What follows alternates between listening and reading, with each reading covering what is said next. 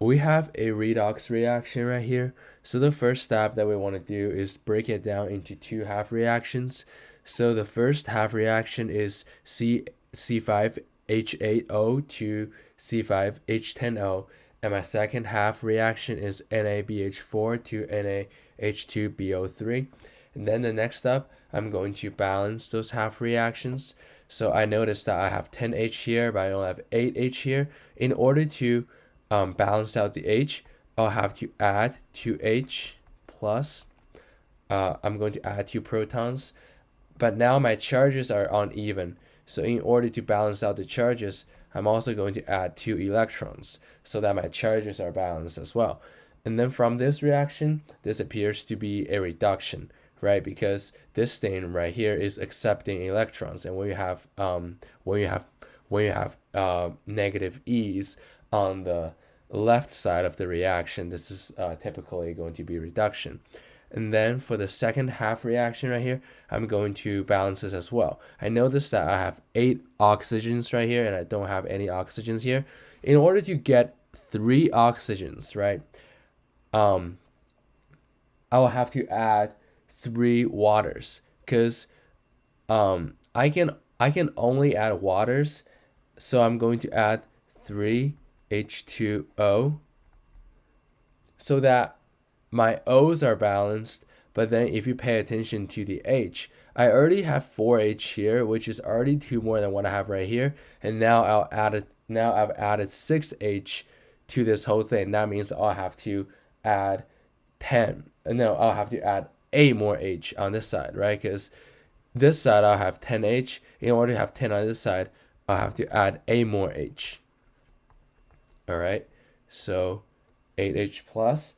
And of course, to balance out all the charges, I'll have to add 8 electrons as well, so that my charges are going to cancel out. And so now the two half reactions are completely balanced. The next step I'm going to do is I'm going to add those two half reactions. And my goal is, when I add the two half reactions, I'm going to cancel out my electrons and I'm going to cancel out my protons. And the only way for me to do that is only if the number of E right here is going to match the number of E here, and the number of protons is going to match the number of proton here. I noticed that I have 2, right? Both 2E and 2H. I can multiply this entire reaction by 4, right? So that they will all be equal to the number I have right here, and I can just cancel them out, right? So let's do that. If I multiply my first half reaction by 4, this is going to be 8E negative plus 8H positive plus 4C5H8O yields 4C5H10O. And I'm going to add this with my second half reaction, so 3H2O plus NaBH4 yields NaH2BO3 plus 8H plus 8 electrons. All right, perfect. So if I were to add these two half reactions, let's draw a big line down here. If I were to add these two, I can cancel out my E's since they are equal and they're on different sides. I can cancel out my H due to that same reason. So what I'm going to have left is I'm just going to have 4C5H8O plus 3 hydrogen, or no, 3 waters, plus NaBH4 yields 4C5H10O plus NaH2BO3. Wow, that was satisfying. Okay, so now I've completely balanced out this redox reaction. So first you have to break it down into two half reactions, and then you balance two half reactions separately, and then you add the two half reactions, cancel out all the H's and E's, and then what you have left is your balanced reaction. Now with our balanced reaction, we can go ahead and answer this question right here. It says if 1 gram of C5H8O is used, what mass of NaBH4 is needed in order to transform all of the C5H8O? All right, so in order to answer this question, we're going to be needing our coefficients, right? So the molar mass of C5H8O is going to be 86.132.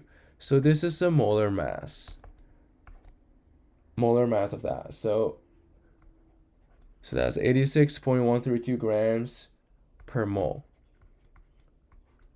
So that's a molar mass for C5H8O. And then in order to do this, we have to first we have to first calculate what mole is 1 gram of that, right? So we just do 1 gram over 86.132 gram per mole, and that will give us moles. And then this appears to be 0.0116. All right, so 0.0116 mole. All right, perfect. So 1 gram of C5H8O is the same as 0.0116 mole. And then let's look back to our balanced reaction, right? The coefficients in front of that is 4, and the coefficients in front of NaBH4 is only 1. So what I was telling you is for every 4 moles of C5H8O, we will have 1 NaBH4. All right, so the ratio is 4:1. So we simply just multiply this by a quarter, right? We just divide that by 4. So we multiply this 0.0116 mole. We multiply that by 1/4 by the coefficients. So this will give us the number of moles of NaBH4 that we need. So this appears to be 0.0029 mole. And of course, we have to convert that back to grams, right?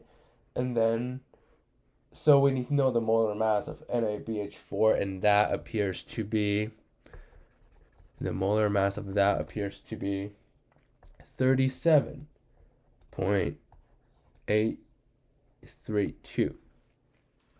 So, yep, grams per mole, always have your units.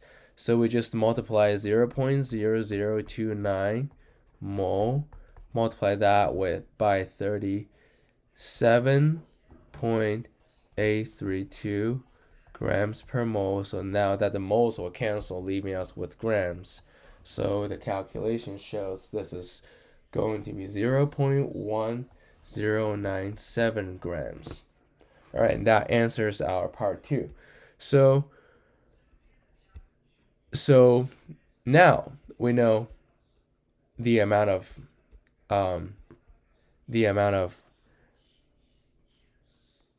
NaBH4 we need for 1 gram of C5H8O.